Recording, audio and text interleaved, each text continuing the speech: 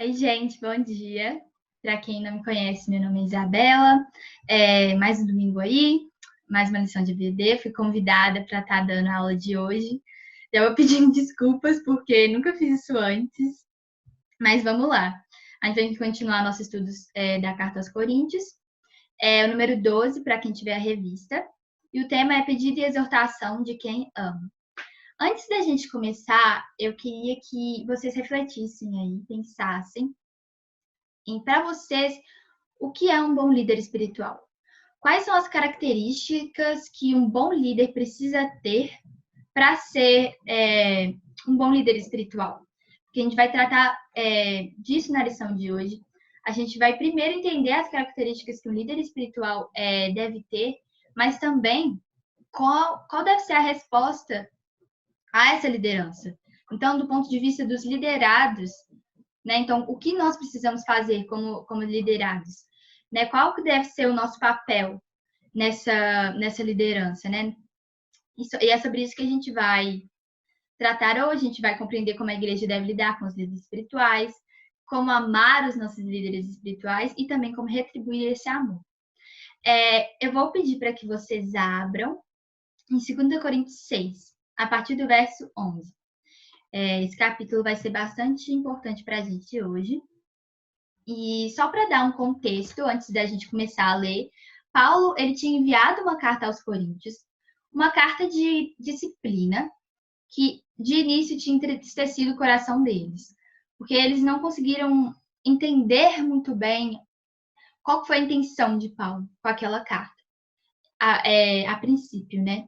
Então, esse é o contexto, basicamente. E aí, agora a gente vai começar a ler, quem tiver com a Bíblia aí, 2 Coríntios 6, a partir do verso 11, tá bom? E diz o seguinte: ó Coríntios, temos falado com toda a franqueza e estamos de coração aberto para vocês. Nosso afeto por vocês não tem limites. Vocês é que estão limitados em seu afeto por nós.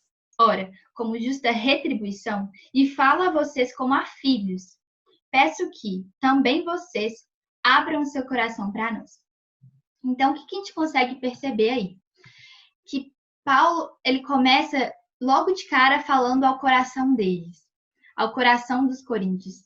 E ele diz sobre essa questão de estar de coração aberto, entendeu? E dessa sinceridade de Paulo. Olha, eu amo vocês. Eu trato vocês com a maior afeição. E ele queria que os coríntios entendessem isso.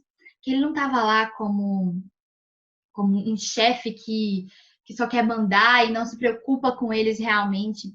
Ele quer mostrar que ele os ama. Então, toda disciplina e todo ensinamento que ele passa aos coríntios é feito com amor. Então, ele já faz isso, ele trata isso com muita franqueza. Né? Toda franqueza, estamos de coração aberto para vocês.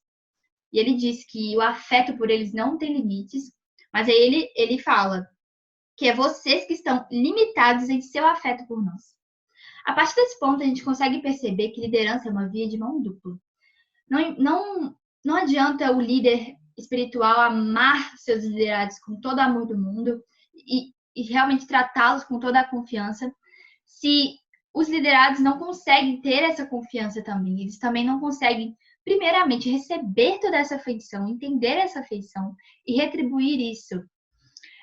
Então, é preciso haver essa relação mútua, né? Essa reciprocidade no amor, na afeição, para que assim possa ter um relacionamento saudável de líder e liderado.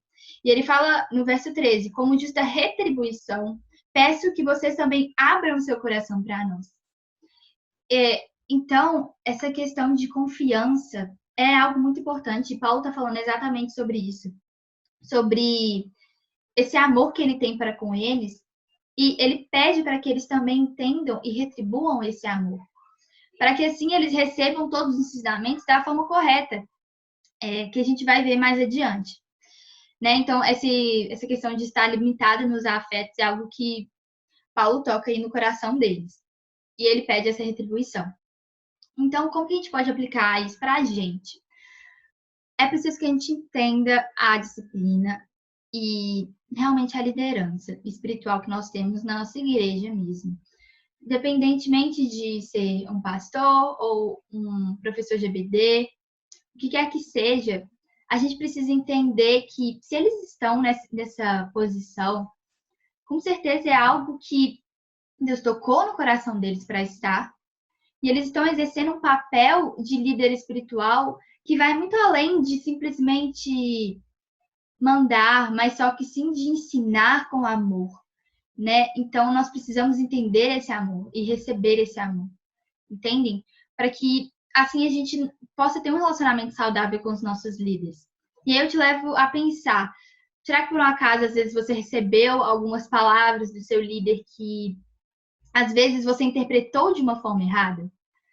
Sabe? Então a gente tem que entender a intenção do coração dos nossos líderes. Eles nunca vão estar com a intenção de nos prejudicar, mas só que sim de nos levar a crescer mesmo no nosso relacionamento com Deus, crescer como pessoas, né? Ter um amadurecimento pessoal e espiritual. Pelo menos essa deve ser sempre a intenção do coração de líderes espirituais. Então, a partir do momento que a gente entende isso, a gente começa a receber a nossa liderança de forma diferente. E é nesse ponto que Paulo estava tratando com os coríntios aqui. E aí, beleza. Aí, beleza, a gente vai passando aí para o verso 14. Então, Paulo, depois de ter chegado ao coração deles e falado, olha, eu amo muito vocês, eu quero que vocês entendam isso. Aí sim que ele passa para a parte de ensinamento mesmo e de disciplina. Então, eu peço para que vocês continuem aí no verso 14, que fala sobre a questão de eles estarem separados. Paulo fala para que eles permaneçam separados. Mas separados de quê, né? E aí no verso 14 diz: não se ponham em julgo desigual, como os descrentes, porque a sociedade, pois que sociedade pode haver entre a justiça e a iniquidade? Ou que comunhão existe entre a luz e as trevas? Então, ele começa realmente a falar sobre essa diferença de princípios, essa diferença de adoração, e essa diferença de vida mesmo entre os cristãos e os não cristãos. Então, para a gente começar a entender isso, a gente precisa realmente pensar aquilo que a gente adora e principalmente nosso propósito de vida. Porque por mais que nós, como cristãos, venhamos a viver as coisas que o mundo oferece, como, por exemplo, coisas básicas, emprego, dinheiro, família e tudo isso, o nosso foco principal e o nosso coração não vai estar voltado a isso como prioridade. Os nossos olhos e o nosso coração sempre vão estar voltados para Deus. E a gente sabe que a nossa vida aqui é passageira e a gente está aqui para viver o reino de Deus acima de qualquer coisa. A nossa vida tem que ser templo do Espírito Santo. A gente tem que estar aqui para viver o reino de Deus, para servi-lo, para adorá-lo e principalmente para se relacionar com ele. Então, esse propósito primordial e essa intenção primordial do nosso coração é diferente daqueles que, né, não acreditam, não somente não acreditam, mas só que simplesmente não vivem realmente o evangelho, né? Não aceitaram a Jesus no coração de fato.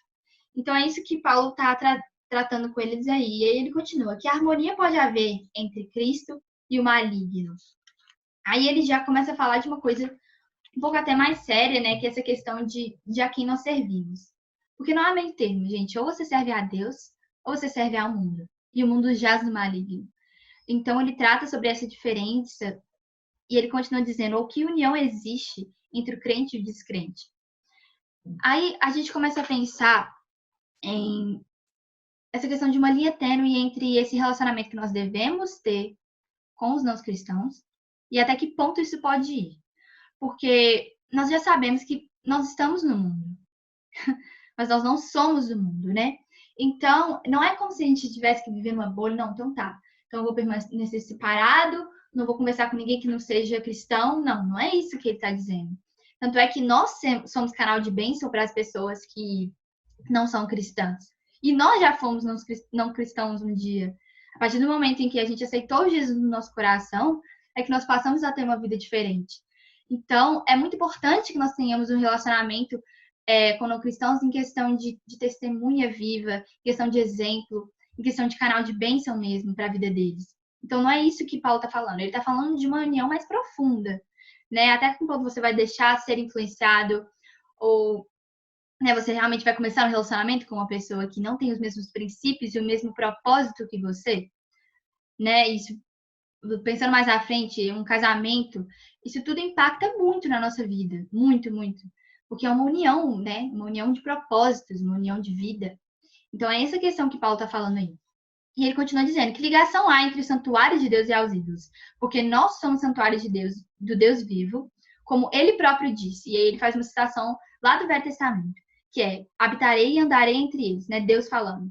Habitarei e andarei entre eles, eu serei o seu Deus e eles serão o meu povo. Por isso o Senhor diz: saiam do meio daqueles e separem-se deles. Não toquem coisa impura e eu os receberei. Serei pai de vocês e vocês serão os meus filhos e minhas filhas. Aqui está falando claramente sobre o reino de Deus. Nós vivemos o reino de Deus. Esse é o nosso propósito de vida. E é isso que a gente deve buscar diariamente, em tudo que a gente fizer. Seja na nossa faculdade, seja no nosso trabalho. A gente precisa exercer a nossa vocação para Deus. E essa é uma diferença muito, muito clara entre aqueles que acreditam em Jesus e que vivem o Evangelho e aqueles que não aceitaram Jesus. E é isso que Paulo trata aqui. Então, o que a gente pode tirar de conclusão dessa primeira parte? Que, primeiramente, Paulo fala ao coração dos coríntios, ele pede para que eles retribuam essa afeição. Depois de ter feito tudo isso, aí sim que ele passa para o ensinamento. E ele mostra que nós somos templo do Espírito Santo, nós precisamos acreditar e viver essa promessa de Deus, que Deus exerceu lá no Velho Testamento, e viver o reino de Deus, sabe? E buscar realmente a santificação, buscar a purificação diariamente. Isso é uma busca diária. E beleza, então é basicamente isso o primeiro ponto. E aí a gente passa para o segundo ponto, que é o arrependimento que traz alegria. E aí eu peço para que vocês abram aí em 2 Coríntios 7, vai de 2 até o 16. Se vocês quiserem pausar e ler com calma ou ler depois, eu não vou conseguir ler tudo com vocês por causa do tempo, mas só que eu vou começar aí lendo a partir do verso 2, 2 Coríntios 7, 2, que diz: primeiro, Paulo já começa dizendo novamente: pedimos que vocês nos acolham em seu coração. Né? Então, ele trata de novo dessa questão do coração. E aí ele diz: não tratamos ninguém com injustiça, não prejudicamos ninguém, não exploramos ninguém. O que ele está querendo dizer com tudo isso? Que ele não estava lá para condenar, ele não estava lá para julgar, ele estava lá para amar e ensinar. Então, no verso 3, não falo para condenar vocês, porque eu já disse que vocês estão em nosso coração, para juntos morrermos e vivermos. Estou sendo bem franco com vocês e tenho muito orgulho de vocês. E aí ele avança dizendo: sinto-me grandemente confortado e transbordo de alegria em meio a toda a nossa tribulação. Então aí ele começa falando sobre essa alegria na tribulação. Quando você avança aí a partir do verso 5, ele fala sobre um momento de tribulação que ele estava vivendo quando ele chegou à Macedônia, em que basicamente ele estava sendo perseguido. Né? E ele fala lutas por fora, tremores por dentro. Então, era um momento que ele estava realmente passando por um momento de angústia. Mas só que aí ele busca as circunstâncias e as coisas que trouxeram paz ao coração dele e alegria ao coração dele.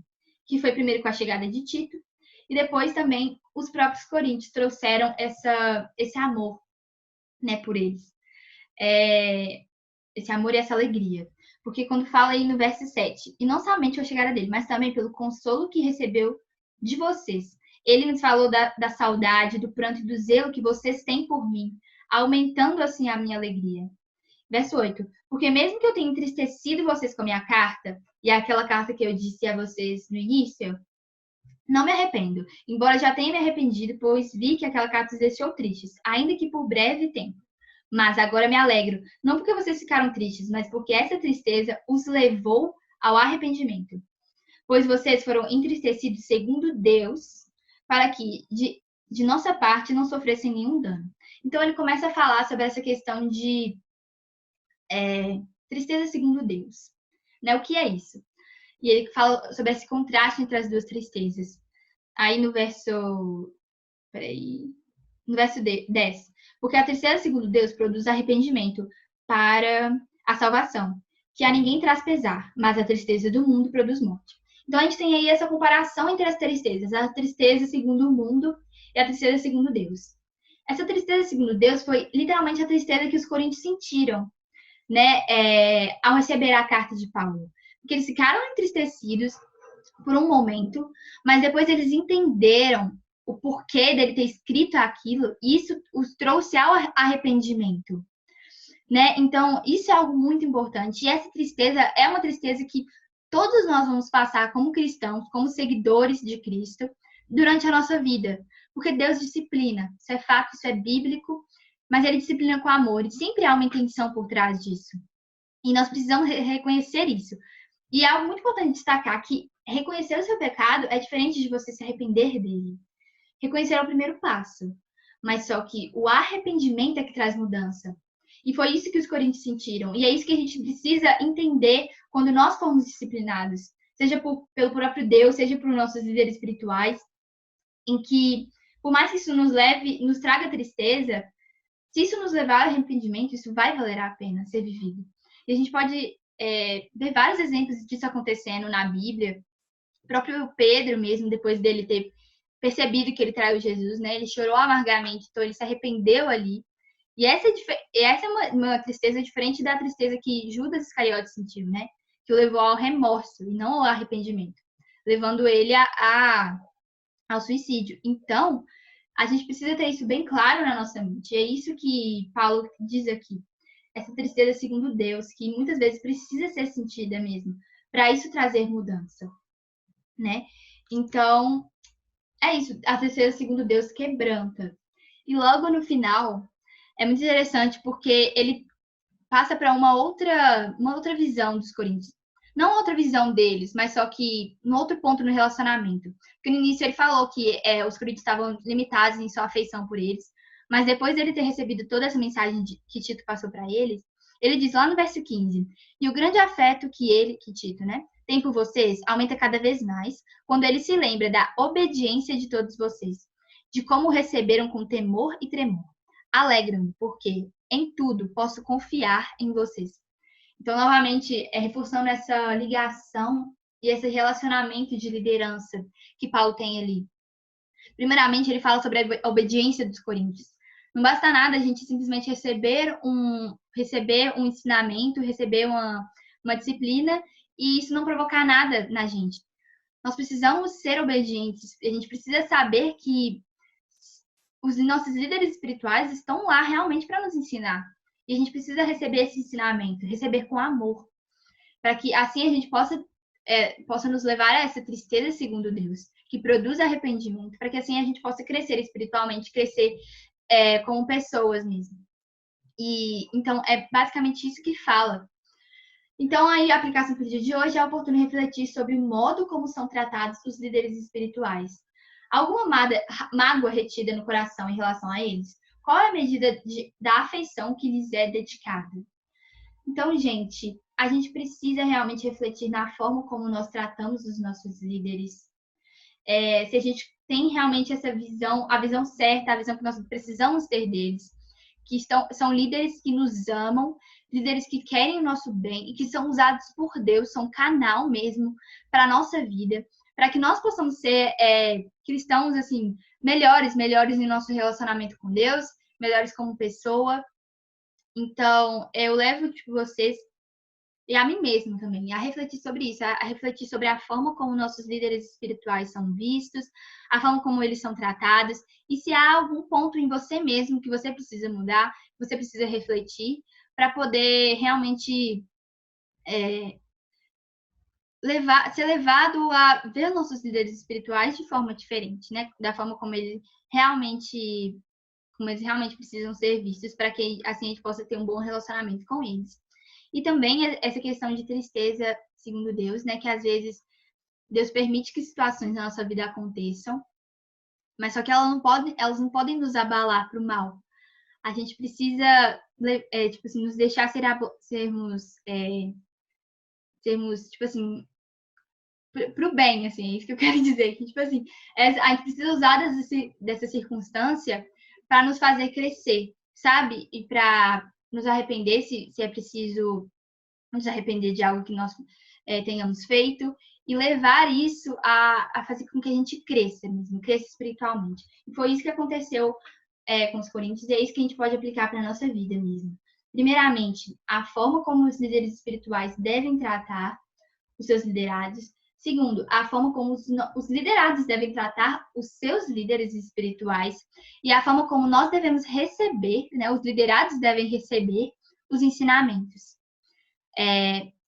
Então é isso. E aí a gente tem aí essa conclusão. Muitas vezes Deus permite passarmos por situações que nos entristecem, mas Ele não tem o objetivo de nos manter tristes diante de uma tribulação ou provação. Deus quer fortalecer nossa fé e levarmos a uma vida mais pura e consagrada. E aí, se vocês quiserem ler aí depois, 2 Coríntios 4, 16 a 18, que fala exatamente sobre isso. Os coríntios ficaram entristecidos, mas eles não permaneceram entristecidos. Foi algo momentâneo, porque isso os levou a mudar, né? Então, é basicamente isso, gente. Espero que essa lição tenha realmente falado aos nossos corações, que a gente possa refletir sobre isso, sobre como nós devemos ser como igreja mesmo, sabe? E é isso, fiquem com Deus, Deus abençoe todos vocês. É isso, tchau.